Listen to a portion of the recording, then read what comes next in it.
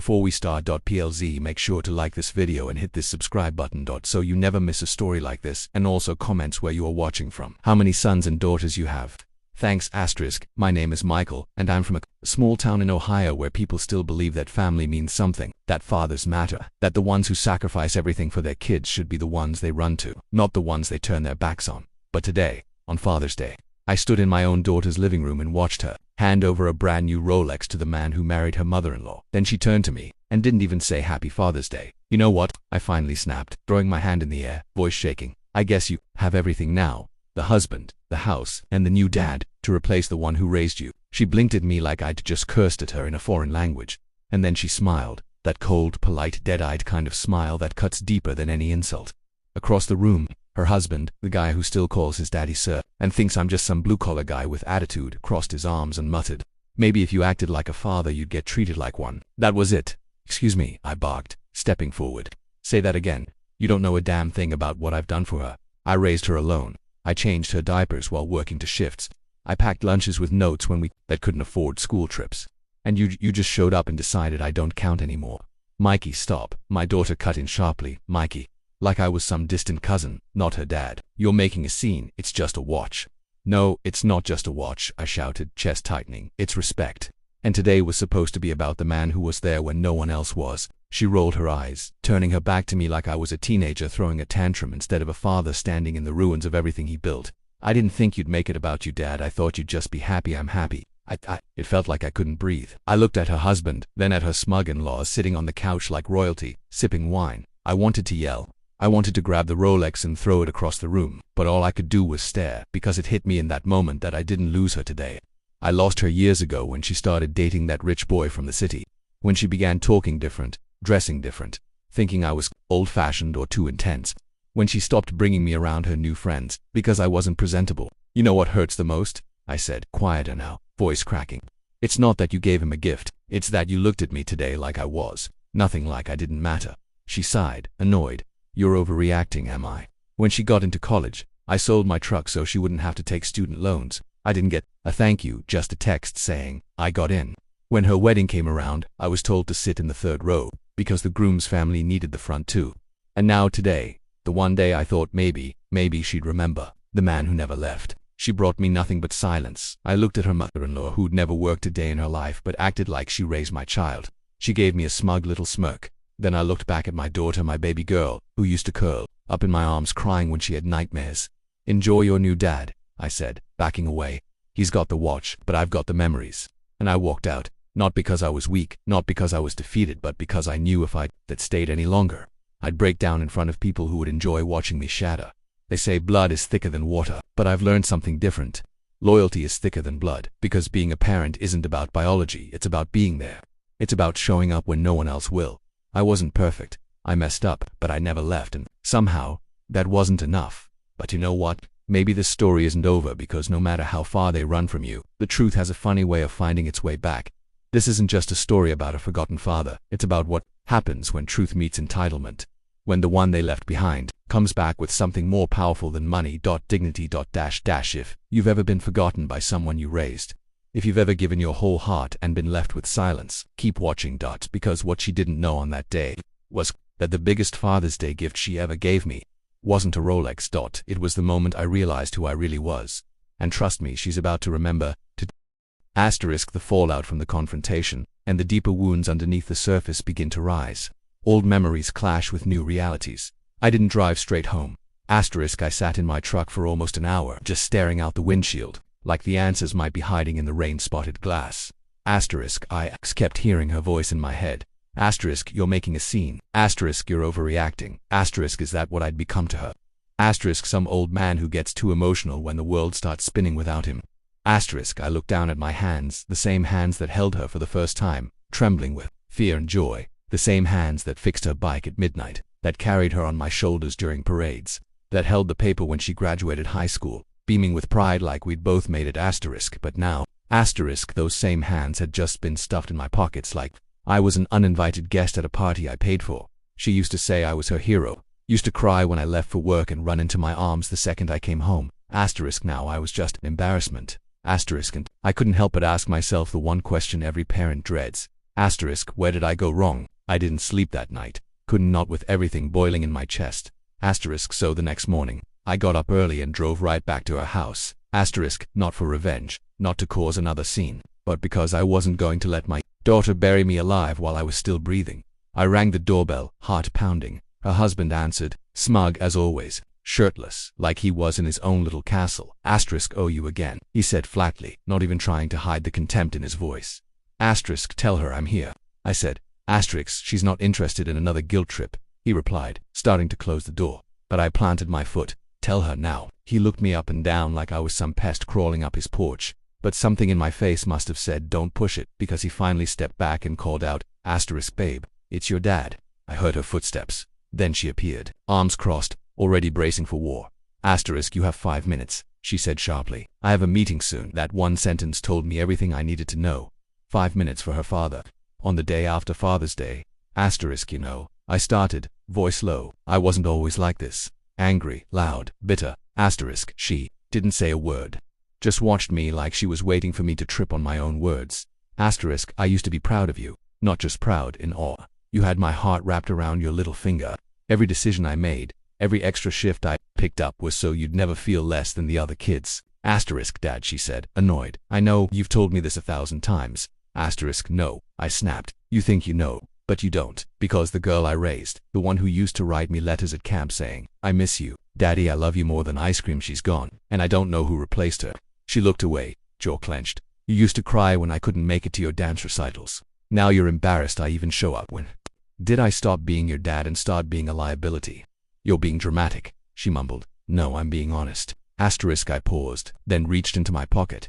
Asterisk, pulled out the Father's Day card I'd bought for myself. Yes, for myself, because I knew no one else would.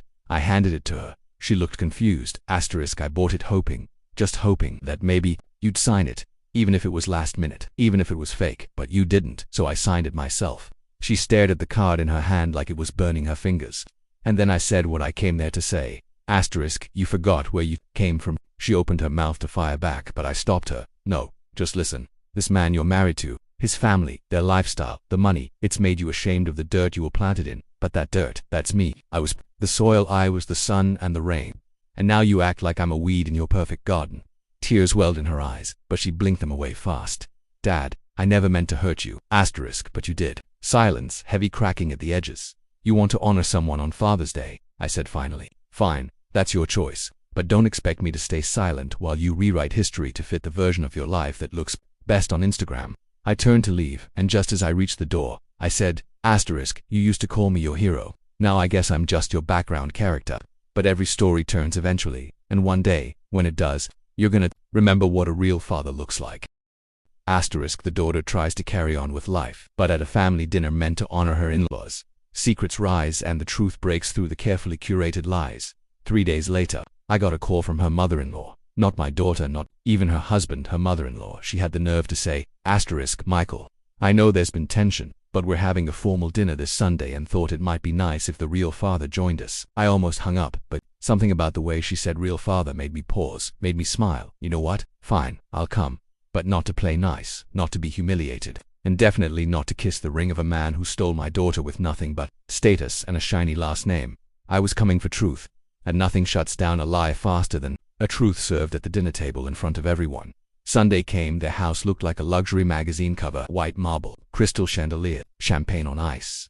Asterisk, I walked in, dressed in the same worn-out blazer I wore to my daughter's college graduation, the one I'd cried into that day, when I thought she still saw me.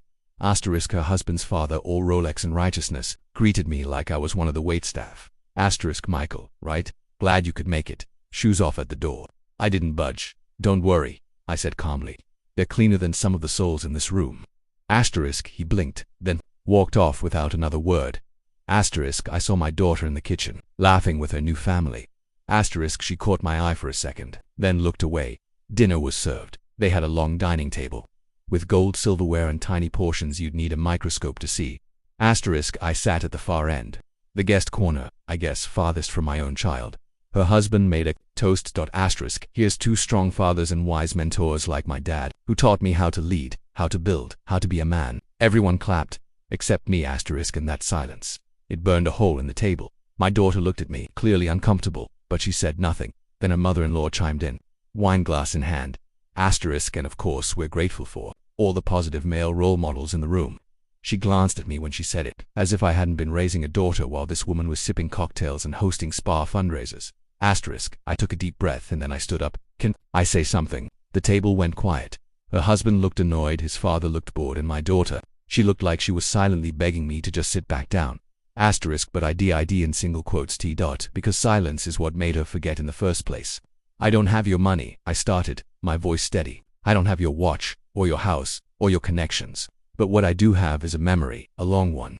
I looked right at my daughter. You remember when your appendix burst? Who carried you out of the house barefoot? Asterisk, you remember? Who stayed up all night when you had the flu in 8th grade, wiping your forehead and whispering, asterisk it, okay baby girl, I'm here. That was me, not your in-laws, not your husband. Me. I looked around the table. I'm not here to ask for applause. I'm not even here for forgiveness. Asterisk, I just want you all to know, when the cameras weren't flashing, when the checks weren't being written, and when life was ugly and hard, I was there.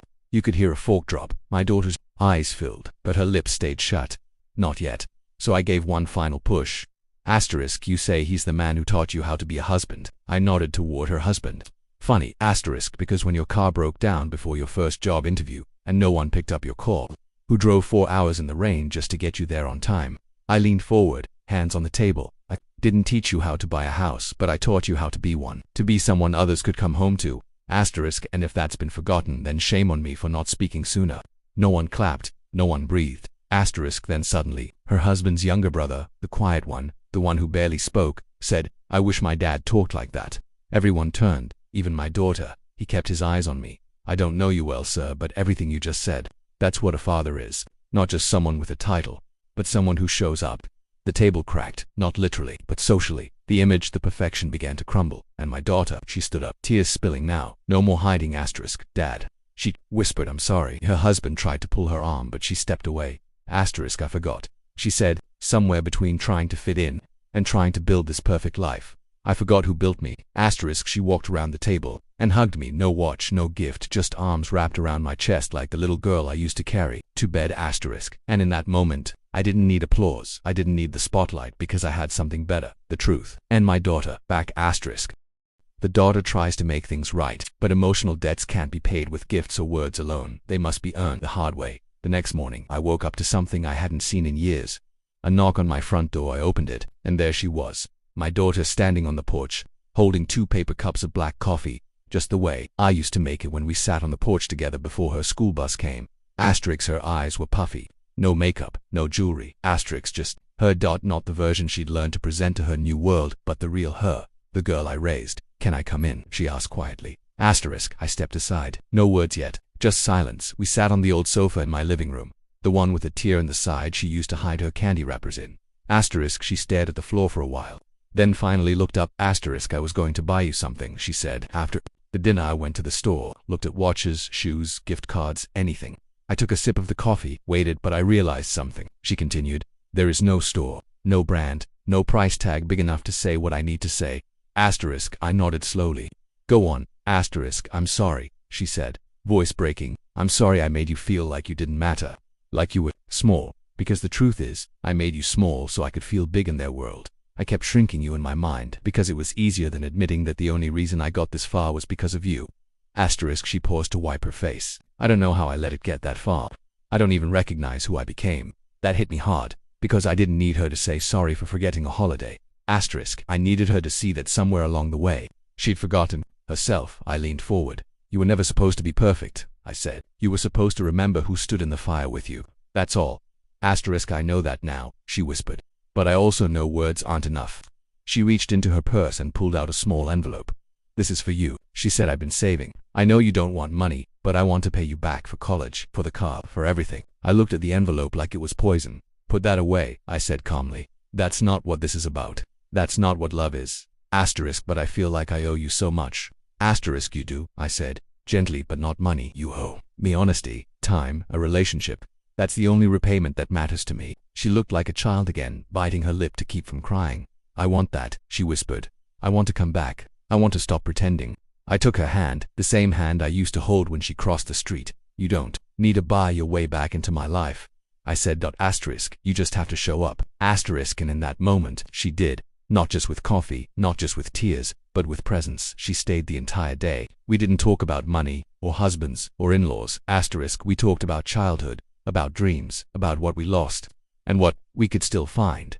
That night, as I closed the door behind her, I didn't feel like the man who was forgotten anymore. Asterisk, I felt like a father again. Asterisk, not because she gave me a Rolex, not because she stood up at dinner, but because she came home not just to my house, but to herself. We live in a world where people think money equals love. Asterisk, that the bigger the gift, the deeper the loyalty.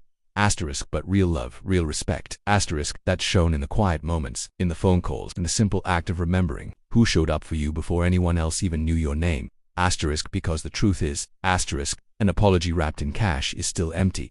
Asterisk, but an apology backed by action, that's where healing begins.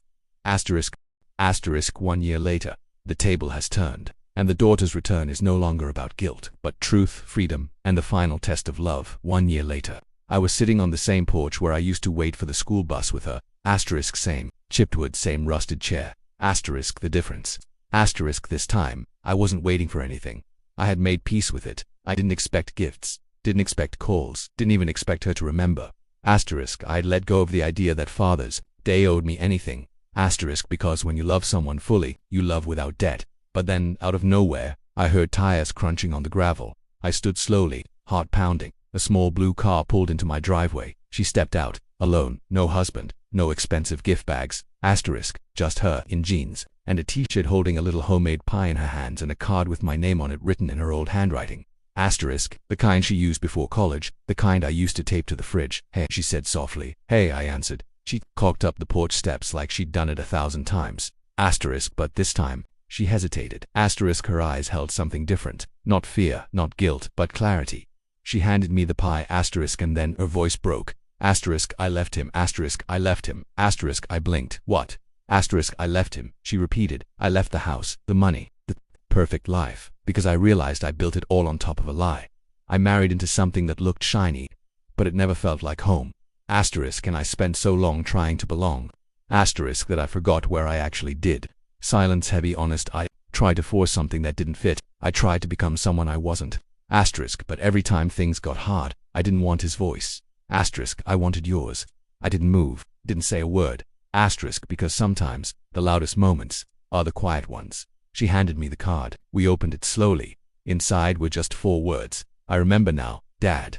That's when it hit me. Not all returns come wrapped in apologies. Asterisk. Some come in pieces, some come broken, some come late, but they come, and sometimes that's enough. She didn't stay long. We didn't talk about the divorce. Asterisk. Didn't talk about regrets. Asterisk. We just sat there on the porch, 2 people starting over. Asterisk, and for the first time in a long time, there was no tension, no proving, no pain, just love. Sometimes the people we love forget who we are. Sometimes, in chasing the world, they lose the ones who built theirs from nothing. Asterisk, but if you've ever been the forgotten parent, asterisk, the overlooked one, asterisk, the one who showed up and still got left behind, don't give up, because love isn't always loud, asterisk, and truth doesn't always come on schedule, asterisk, but when it does, it comes honest, and it stays. This Father's Day, I didn't get a Rolex, I didn't get a party, I got a pie, a card, and my daughter, not perfect, but finally fully mine again, asterisk.